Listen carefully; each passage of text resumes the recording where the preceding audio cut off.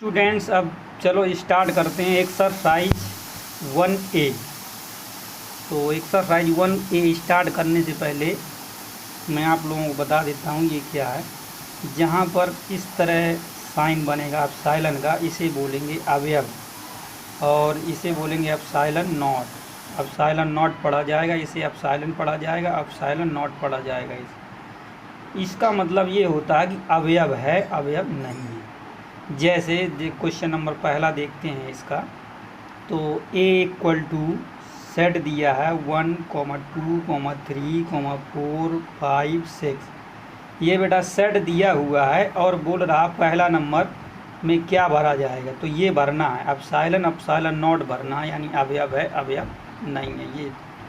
तो पहले नंबर में जैसे 5 है और फिर डॉट डॉट में ये दो चाहिए भरो, ये भरो, कोई एक भरना है और फिर ए है।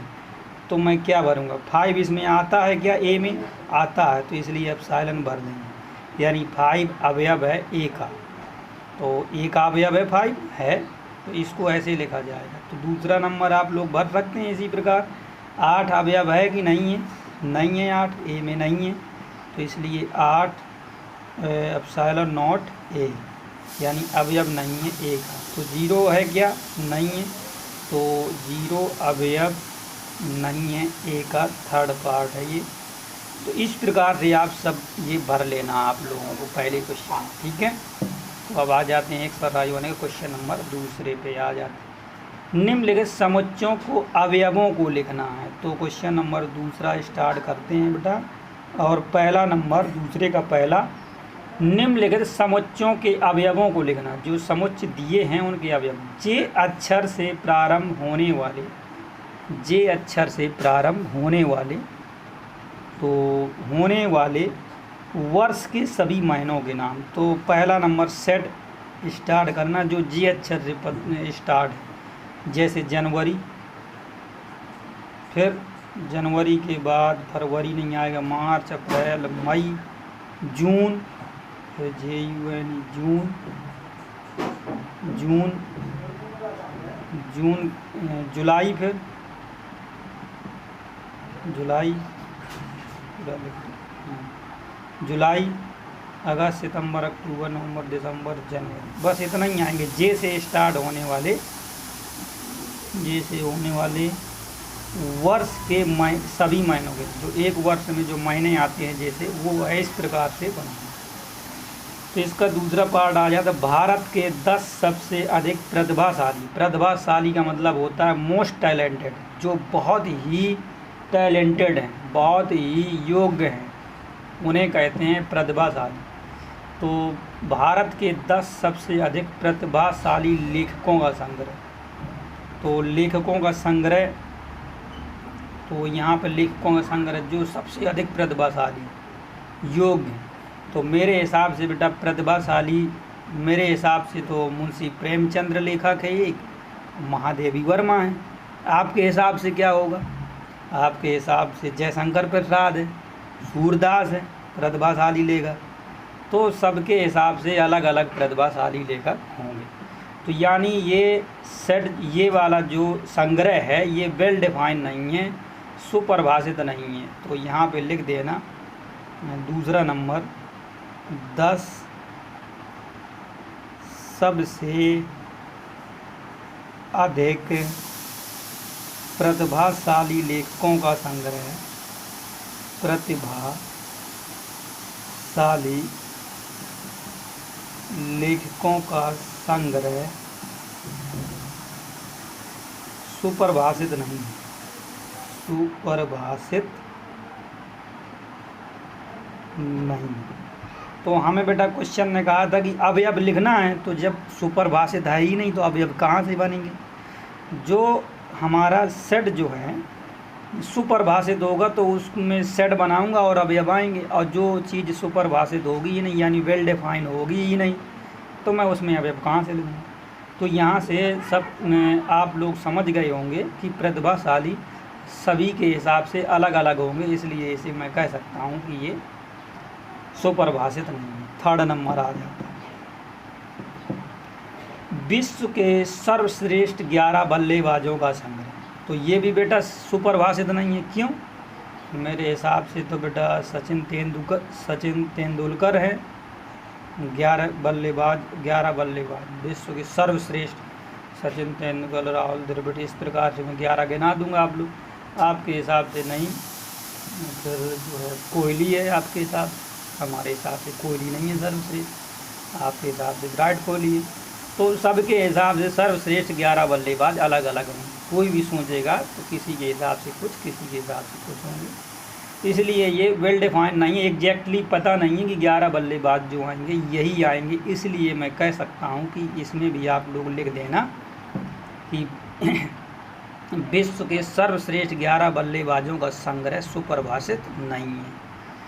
तो चौथा नंबर, तीसरा आप लोग लिख लेंगे, ठीक है बेटा, लिख लेना इसको। तो चौथा नंबर आप लोग देखें, चौथा, आपकी कक्षा के सभी बालकों का संग्रह, तो ये सुपरिभाषित है। तो आप लोग लिख देना कक्षा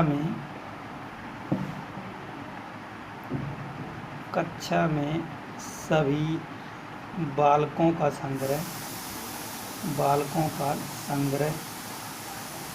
सुपरिभाषित।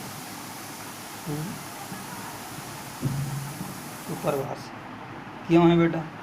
तो मेरी कक्षा में जितने भी 10 होंगे, 50 होंगे, 60 होंगे विद्यार्थी होंगे, तो मैं उनको गिन लूँगा और उनको एक इस ब्रैकेट के अंदर ऐसे गिन के लिख दूँगा।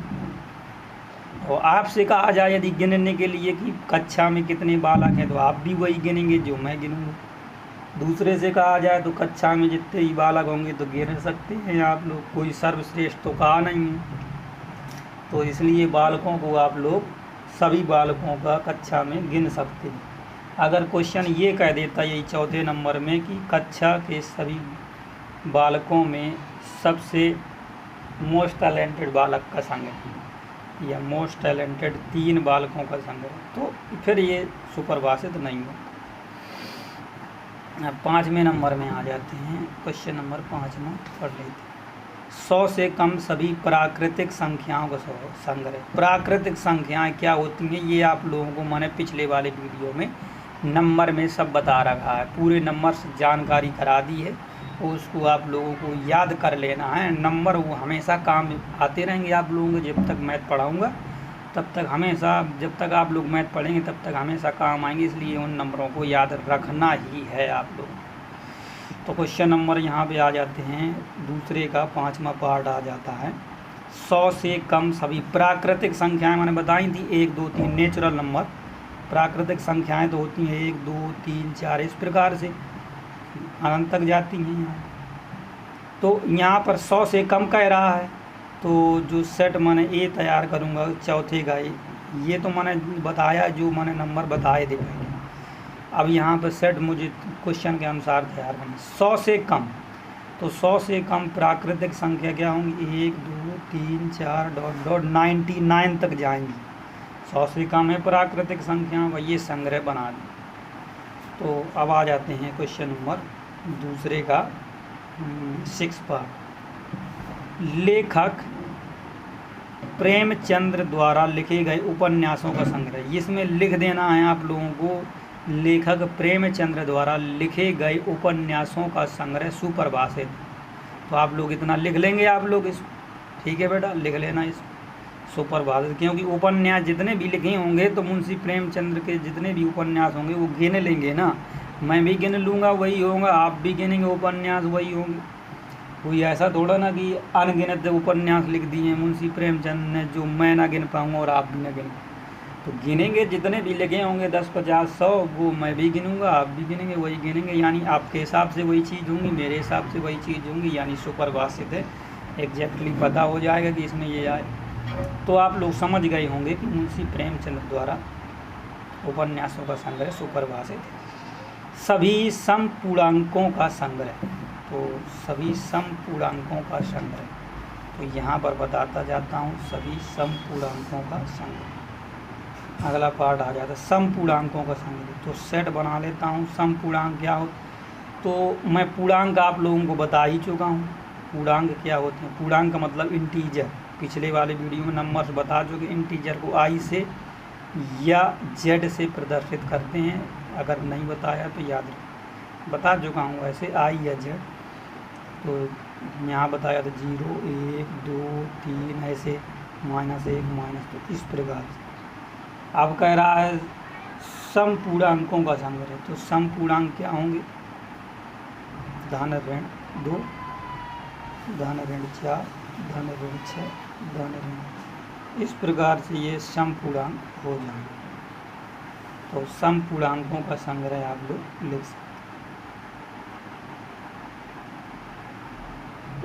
तो आप लोग समझ में आ गया कि पूर्णांक भी है और सम भी है, तो सम पूर्णांकों का संग्रह हम लिख सकते हैं इस प्रकार। सम क्या होते हैं, जो 2 से विभाज्य हो जाए, जो संख्या जिनमें 2 से भाग चला जाए। अब पूर्णांक भी होना चाहिए, तो जितने भी पूर्णांक हैं उनमें छांट लेते हैं तो यही आएंगे, धन का 2 ऋण का 2 धन का 4 ऋण का 4, इस प्रकार से समझ गए होंगे आप लोग। अब आप लोग 2 क्वेश्चन मैंने आप लोगों को घर के लिए दे दिया, आप लोग कर सकते हैं। तो 2 क्वेश्चन आप लोग घर से करके लेके आएंगे, फिर मैं नेक्स्ट वीडियो में आप लोगों को बताऊंगा कि आप लोगों ने सही किया या गलत।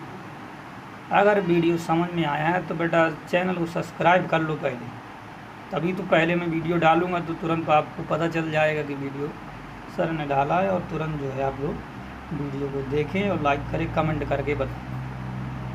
Thank you.